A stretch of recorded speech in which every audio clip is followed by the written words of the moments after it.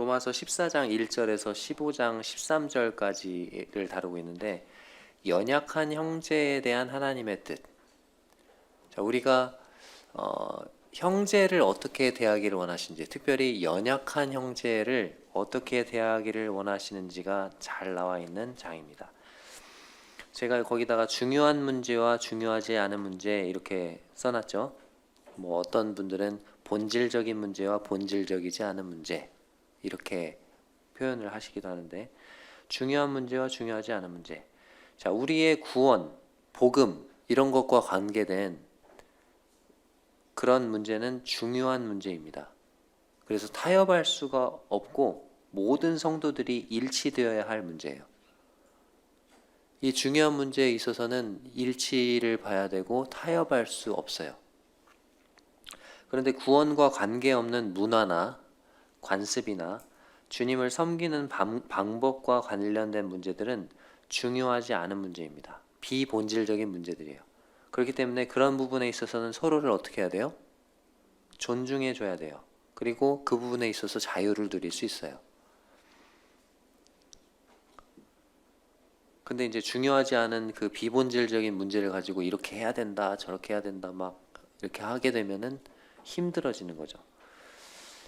자, 중요하지 않은 문제에 대한 잘못된 태도라고 이렇게 써놨는데, 로마 교회는 앞서 말씀드린 대로 두 부류의 성도들이 있었다고 말씀드렸죠.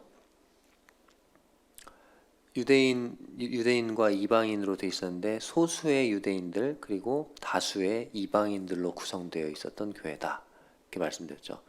처음에 그 로마에 온 나그네, 그 사도행전 2장에서 우리가 살펴봤던 그 로마에 온 그 나그네들이 돌아가서 로마 교회가 시작이 되었을 텐데, 처음에는 그러니까 로마 교회에도 누구만 있었을까요? 처음엔 유대인들만 있었겠죠. 근데 로마에 있는 여러 이방인들에게 복음을 전하면서 이방인들도 들어왔겠죠. 사도 바울의 1, 2, 3차 전도여행을 통해서 들어온 분들도 있었다고 했는데, 자, 그럼 한번 생각을 해볼게요. 사도 바울, 베드로의 설교가 오순절이니까 AD 33년에 주님이 돌아가시고 AD 33년 오순절이잖아요. 오순절이 언제로부터 오순절인지 아세요? 왜 오순절인지 아세요? 오순이 무슨 뜻이죠? 오가 무슨 오자죠? 다섯 오. 수는 열흘 순자죠. 오순절은 50일이 되는 날이란 뜻이에요. 언제로부터 50일입니까? 자, 예수님이 언제 돌아가시죠? 6월절 날 돌아가시죠. 1월 14일이죠. 종교력으로 1월 14일 날. 그리고 예수님이 돌아가시고 금요일 날 낮 3시에 돌아가시죠. 그리고 언제 부활하시죠? 토요일, 일요일. 그래서 일요일 날 부활하시죠. 그 일요일 날 부활하심으로써 예수님이 잠자는 자들 중에 첫 열매가 되셨다고 말씀하시죠. 그게 무슨 절기입니까? 초실절이에요. 첫 열매가 되셨기 때문에 초실절에 부활하셔야 돼요. 예수님은 6월절 어린 양이시기 때문에 6월절에 죽으셔야 되고, 하나님이 절기를 만드신 데는 다 이유가 있죠. 초실절, 그 초실절로부터 77에 49, 그래서 77절이라고도 부르고 77에 49를 지난 다음 날이 오순절이죠. 77절이라고도 부르고 오순절이라고 불러요. 그 오순절에 예수님이 부활하시죠. 초실절에 부활하셨고 예수님이 오순절에 성령이 강림하셨고, 그러면 초실절로부터 부활하신 지 며칠간 예수님이 이 땅에 계시다가 승천하셨어요? 네, 갑자기 제가 이렇게 물어보면 당황하죠. 사도행전 잠깐 볼게요. 사도행전 1장. 네, 1장. 데오빌로여, 내가 먼저 쓴 글에는 무릇 예수께서 행하시며 가르치시기를 시작하심부터 그가 택하신 사도들에게 성령으로 명하시고 승천하신 날까지 일을 기록하였노라. 자, 먼저 쓴 글이 무슨 복음이죠? 누가복음. 누가가 기록한 복음이죠. 누가복음. 그가 고난받으신 후에 또한 그들에게 확실한 많은 증거로 친히 살아계심을 나타내사 며칠 동안 그들에게 보이셨어요? 40일 동안. 자, 그러면 초실절날 부활하시고 며칠 동안 계셨어요? 40일간 계시고 40일 동안 계시고 승천을 하셨어요. 오순절이 되기까지 며칠 남았어요? 10일 남았죠. 10일 후에 예수님이 승천하신 지 10일 후에 성령이 오신 거예요. 자, 오순절. 자, 그런데 그 오순절 날 로마에서 온 나그네들이 있었고 로마 교회가 세워졌죠. 돌아가서 복음을 듣고. 자, 그러면 AD 33년에 지금 로마 교회가 세워졌다고 가정을 하면 그 사람들이 그때 복음을 들어서 그리고 나서 이방인들도 더해지고 그러다가 AD 49년에 사도행전 18장인가요? 거기 보면은 그 아굴라와 브리스길라 부부가 고린도에서 천막을 만드는 일을 하고 있어요. 근데 바울이 가가지고 그들을 만나죠. 근데 왜 고린도에서 아굴라와 브리스길라가 천막 만드는 일을 하고 있느냐? 18장 찾아볼게요. 사도행전 18장. 사도행전 18장 1절. 그 후에 바울이 아덴을 떠나 고린도에 이르러 아굴라라 하는 본도에서 난 유대인 한 사람을 만나니, 고린도에서 만난 거죠. 그 이유가 뭐냐면 글라우디오가 모든 유대인을 명하여 로마에서 떠나라 한 고로 그가 그 안에 브리스길라와 함께 이탈리아로부터, 이탈리아를 말하죠. 로마, 이탈리아 로마, 이탈리아로부터 새로 온지라. 바울이 그들에게 가매 생업이 같으므로 함께 삶의 일을 하며 그 생업은 천막을 만드는 것이더라. 자, 그러면 여기 보니까 글라우디오 황제, 클라우디우스 황제죠. 글라우디오 황제가 유대인 추방령을 내려요. 이게 AD 49년이에요. 자, 그럼 33년에 만약에 로마 교회가 세워졌다고 가정을 하면 49년까지 몇 년이죠? 16년간 로마 교회의 주축 인도자들은 누구였죠? 유대인들이 먼저 가서 세웠으니까.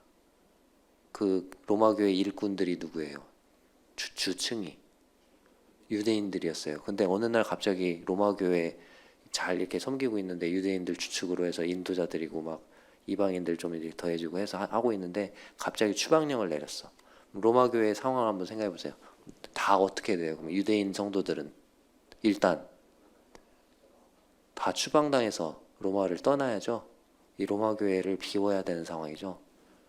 그렇게 비웠다가 이제 글라우디오 추방령이 한 10년인가? 아무튼 나중에 그게 해제가 돼요. 다시 돌아와요. 돌아오는데 돌아왔을 때는 그럼 어떻게 됐을까요? 이제 한 10년 만에 예를 들어서 돌아갔어. 모임 이제 떠나서 다른 데 갔다가 돌아왔어. 주축이 이제 누구로 바뀌어 있을까요? 로마 교회 주축이 이방인들이 이제 다 그 인도자들로 막 다 섬기고 주축이 돼 있어. 유대인들이 이제 다시 유대인 그 성도들이 다시 돌아갔을 때 약간 이제 지도력이나 이런 것들이 다 달라져 있겠죠. 그런 느낌?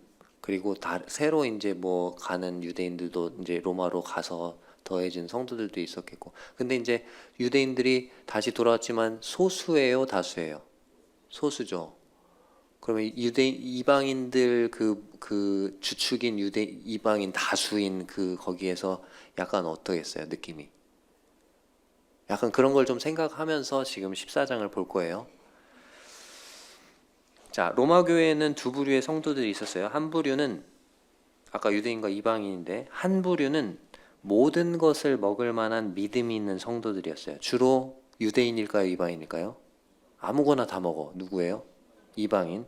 근데 한 부류는 채소만 먹어요. 채소만 먹는 믿음이 연약한 성도들이에요. 이방인일까요, 유대인일까요? 유대인들. 왜 채소만 먹을까요? 이 사람들은 고린도전서 이런 데 보면은 이제 뭐 당시에 신전들 많이 섬기잖아요. 그리스 로마 신학 알죠? 그러니까 신전에 고기를 그냥 시장에서 파는 게 아니고 일단 신전에 갖다 바쳐. 그리고 거기서 받아다가 그거를 시장에서 파는 거예요. 그러니까 고기에 대한 규례도 엄격하죠. 유대인들은 원래부터 고기는 뭐 굽이 갈라져야 돼. 새김질을 해야 돼. 그런 고기만 먹을 수 있다. 그러니까 먹을 수 있는 고기도 되게 제한돼 있는데 그나마 근데 그런 소고기만 먹으려고 하는데 그 고기조차도 어떻게 될 수 있어요? 나도 모르는 사이에 그 시장에 갖다 파는 그 고기가 어디에 잠깐 왔다가 어디 잠깐 들른 것일 수 있어요? 신전 갔다 잠깐 들렀다 온 것일 수 있다는 거예요. 그럼 이게 부정한 거죠? 그러니까 먹었다가 잘못하면 어떻게 될 수 있다? 부정해질 수 있다. 그러니까 아예 그냥 고기를 안 먹는 그런 분들도 있었을 거예요. 그래서 채식만 하는 거예요. 교회 밖에 있을 때는 이런 게 아무 문제가 되지 않죠.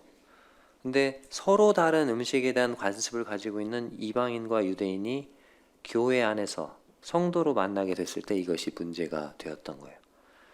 이방인 성도들은 고기를 먹지 않는 유대인들을 업신여겼고, 유대인들은 이방인 아무거나 먹는다고 판단하고, 이것에 대해서 하나님이 뭐라고 말씀하실까요? 자, 14장 1절에서 12절까지 자, 연약한 형제에 대한 올바른 태도 세 가지를 말씀하시는데 14장 1절에서 12절까지 연약한 형제를 받고 비판하지 말라. 13절에서 23절까지는 연약한 형제를 실족하게 하지 말라. 자, 그리고 15장 1절에서 13절까지는 자기를 기쁘게 하지 말고 연약한 형제를 세워줘라. 이렇게 말씀하고 있습니다. 자, 연약한 형제를 받고 비판하지 말라에 해당하는 부분을 한번 교독해 볼게요. 1절에서 12절까지 제가 먼저 읽습니다. 믿음이 연약한 자를 너희가 받되 그의 의견을 비판하지 말라.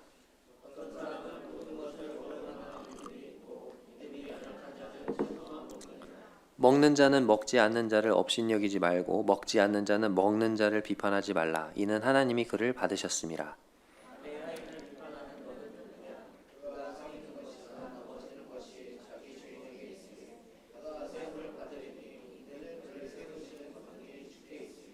어떤 사람은 이 날을 저날보다 낮게 여기고 어떤 사람은 모든 날을 같게 여기나니 각각 자기 마음으로 확정할지니라.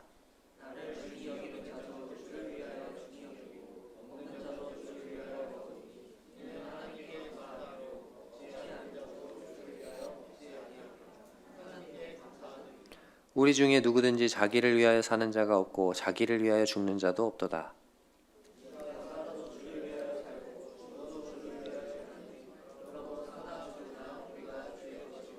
이를 위하여 그리스도께서 죽었다가 다시 살아나셨으니 곧 죽은 자와 산 자의 주가 되려 하심이라.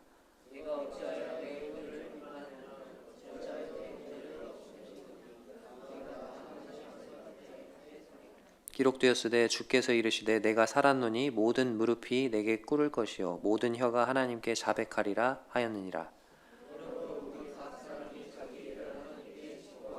네, 첫 번째 1절에 보면은 믿음이 연약한 자를 너희가 어떻게 하라고요?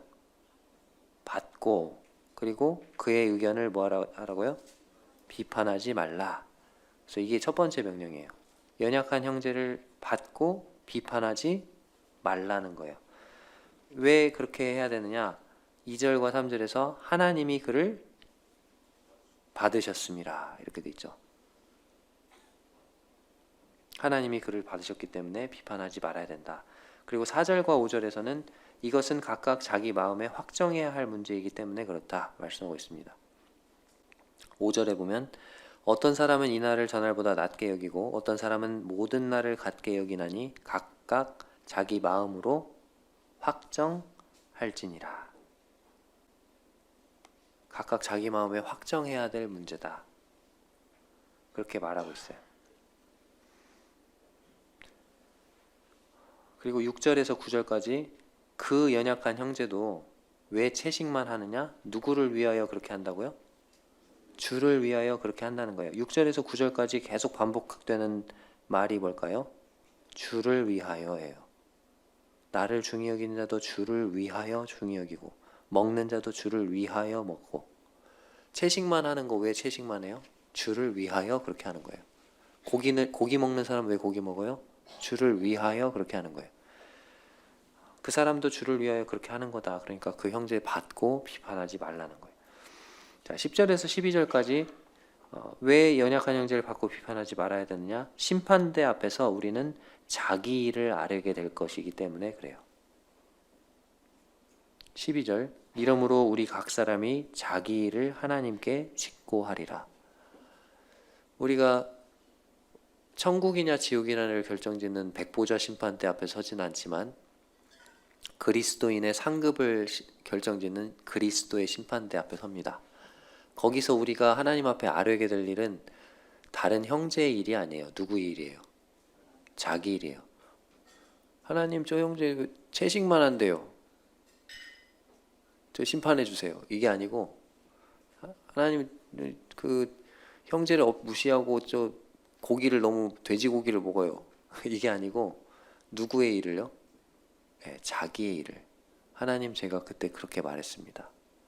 하나님 제가 그때 그렇게 행동했습니다. 제가 그렇게 했습니다.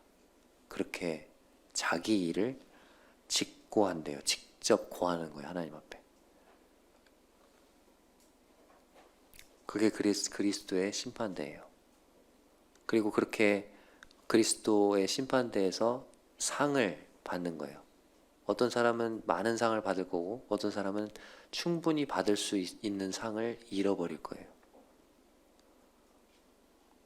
우리가 구원받은 이후에 이 땅에서 열심히 주님을 섬기고 또 잘 살아가야 되는 이유가 거기 있죠. 네. 그리스도의 심판대 앞에 설 것이기 때문에. 자, 13절에서 23절까지 연약한 형제를 실족하게 하지 말라 이렇게 말씀하고 있습니다. 13절에서 23절 교독해 볼게요. 그런즉 우리가 다시는 서로 비판하지 말고 도리어 부딪힐 것이나 거칠 것을 형제 앞에 두지 아니하도록 주의하라.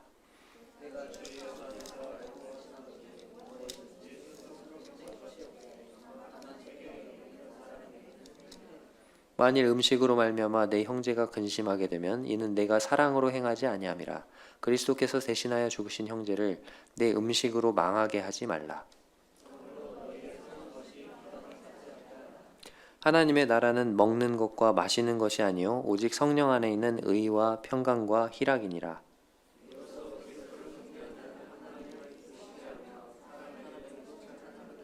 그러므로 우리가 화평의 일과 서로 덕을 세우는 일을 힘쓰나니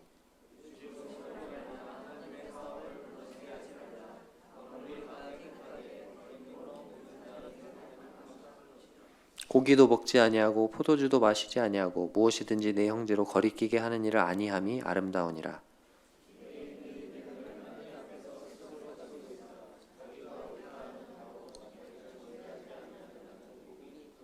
의심하고 먹는 자는 정죄되었나니 이는 믿음을 따라 하지 아니하였기 때문이라. 믿음을 따라 하지 아니하는 것은 다 죄니라. 네. 여기 13절을 보면 그런즉 우리가 다시는 서로 비판하지 말고 그 다음에 뭐라고 되어 있습니까?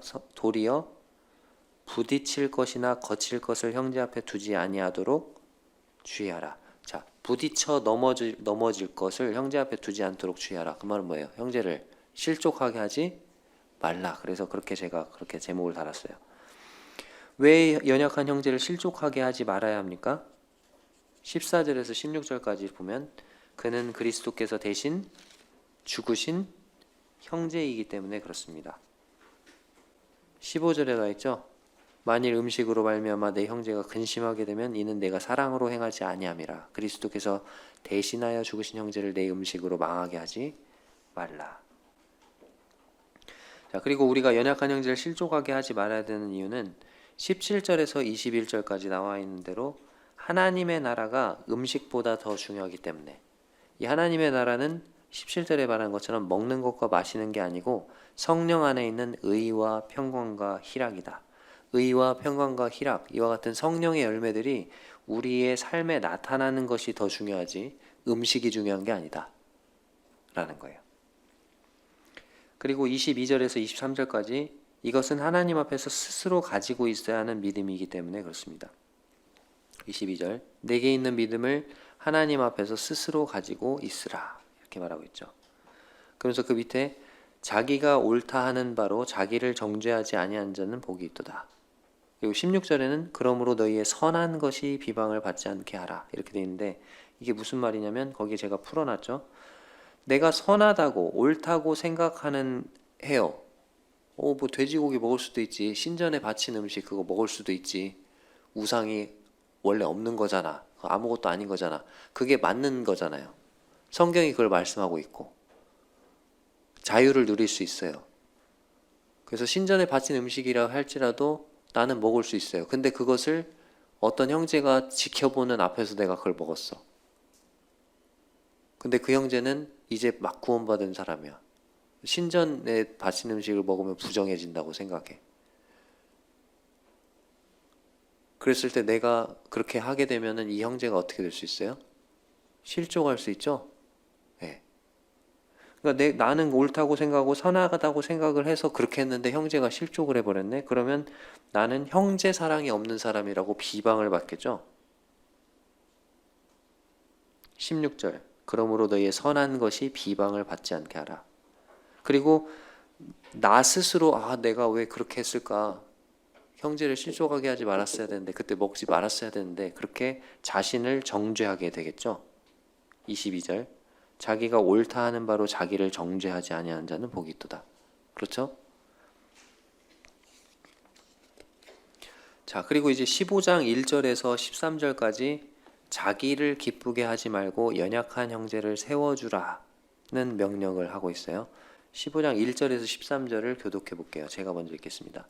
믿음이 강한 우리는 마땅히 믿음이 약한 자의 약점을 담당하고 자기를 기쁘게 하지 아니할 것이라.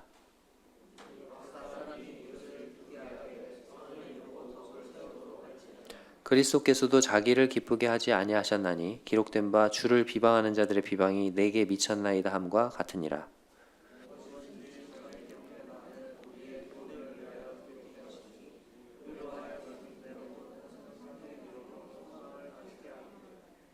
이제 인내와 위로의 하나님이 너희로 그리스도 예수를 본받아 서로 뜻이 같게 하여 주사.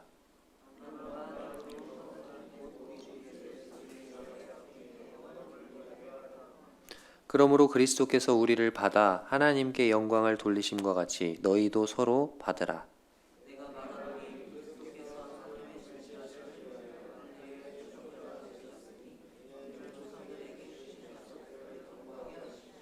이방인들도 그 긍휼하심으로 말미암아 하나님께 영광을 돌리게 하려 하심이라.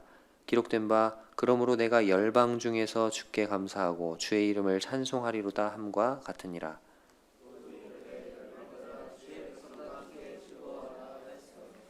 또 모든 열방들아 주를 찬양하며 모든 백성들아 그를 찬송하라 하였으며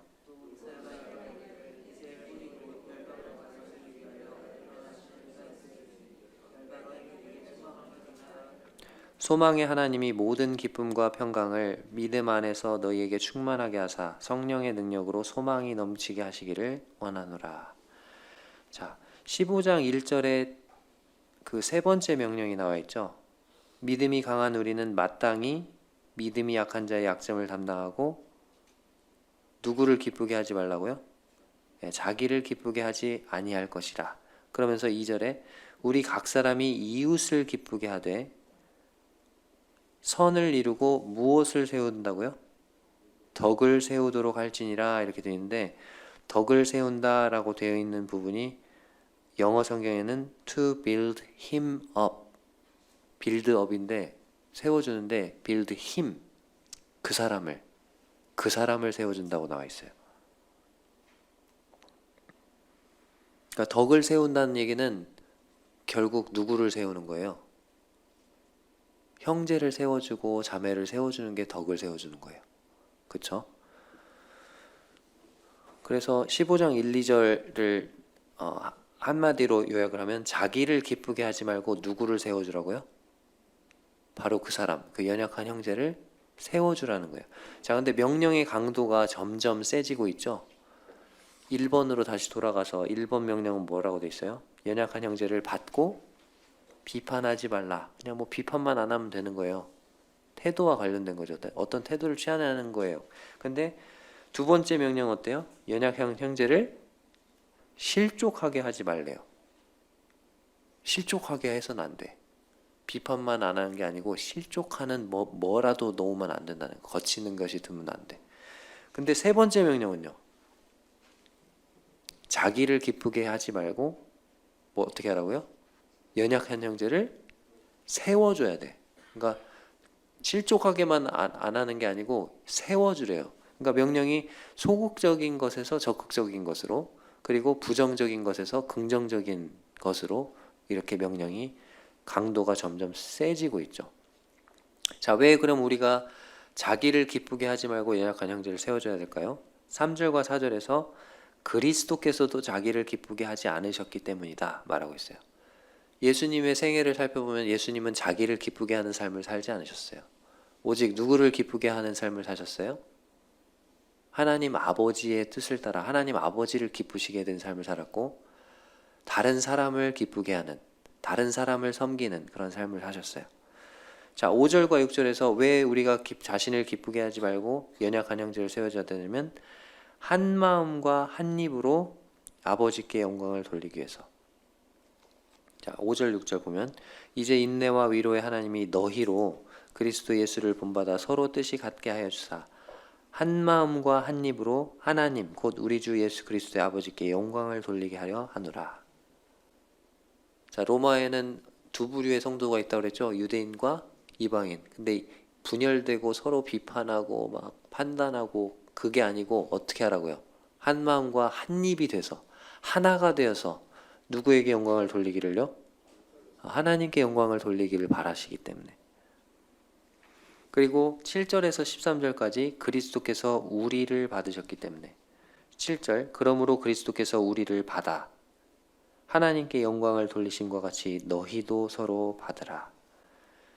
이 우리를 받으셨다는 그 우리 안에는 믿음이 약한 성도도 포함되고, 믿음이 강한 성도도 포함되고, 유대인도 포함되고, 이방인도 포함돼요. 예수님은 유대인이 됐든 이방인이 됐든 다 받아주셨어요.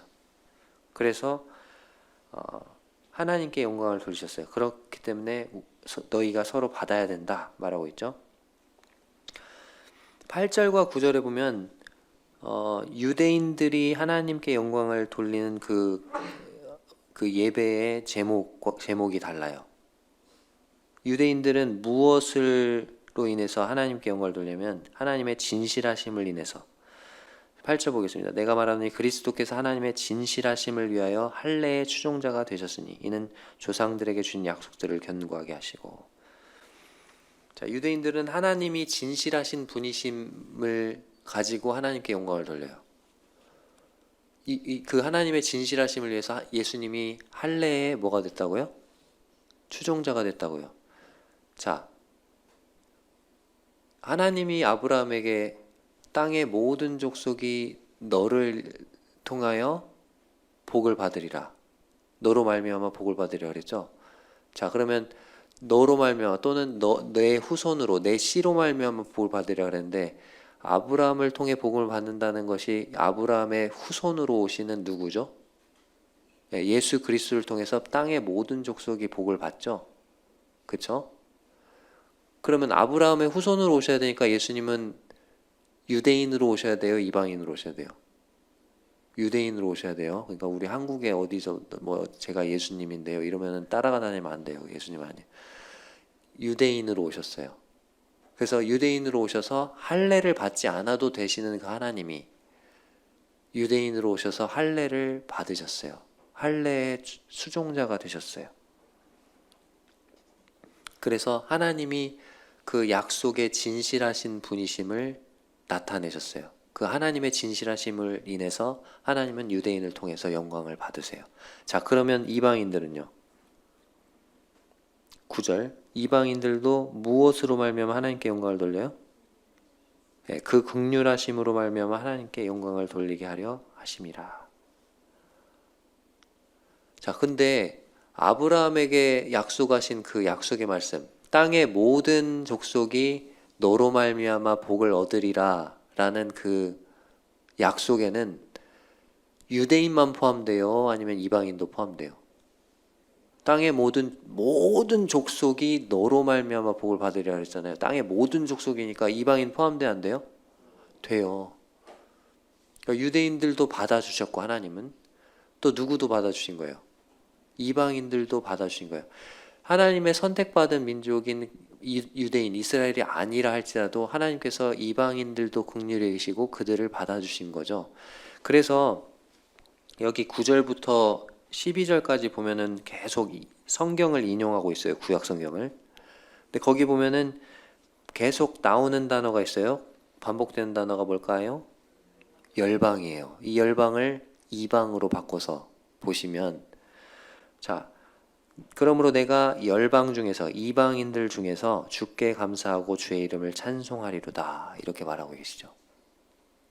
하나님의 계획에는 누구도 포함된다는 거예요. 그러니까 이방인들도 포함된다는 거예요. 10절 열방들아 이방인들아 주의 백성과 함께 유대인들과 함께 뭐예요? 즐거워하라. 이방인들이 유대인들과 함께 즐거워하는 게 하나님의 뜻이라니까요. 11절 모든 열방들아 모든 이방인들아 주를 찬양하며 모든 백성들아 그를 찬송하라. 12절 이새의 뿌리 곧 열방을 이방을 다스리기 위하여 일어나신 이가 있으니 그게 예수 그리스도죠. 열방이 그에게 소망을 두리라. 이방인들이 그에게 소망을 두리라. 그러니까 예수 그리스도는 17절에 말씀하신 대로 그리스도께서 우리를 받아 이방인이나 유대인이나 다 받아서 하나님께 영광을 돌리셨다는 거예요. 그렇기 때문에 너희도 서로 어떻게 해야 된다? 받아줘라. 제가 거기 설명을 해놨죠. 그러니까 그리스도의 사역은 유대인들을 위해서만도 아니었고 이방인들을 위해서만도 아니었다는 거예요. 둘 다를 위한 것이었고 둘 다를 감싸 안으셨다는 거예요. 그분은 우리 모두를 받으셨어요. 그렇기 때문에 우리도 서로 그렇게 서로를 어떻게 해야 된다? 받아줘야 한다는 거예요. 그래서 우리 모두가 이와 같이 되기를 바랍니다. 거기 밑에 있는 그 구절 함께 읽고 마칠게요. 시작. 본질적인 것들에서는 일치를, 비본질적인 것들에서는 자유를, 모든 것에서 사랑을. 네, 우리 모두가 이와 같이 되기를 바랍니다. 형제님 중에서 한 분 기도해 주시고 마칠게요.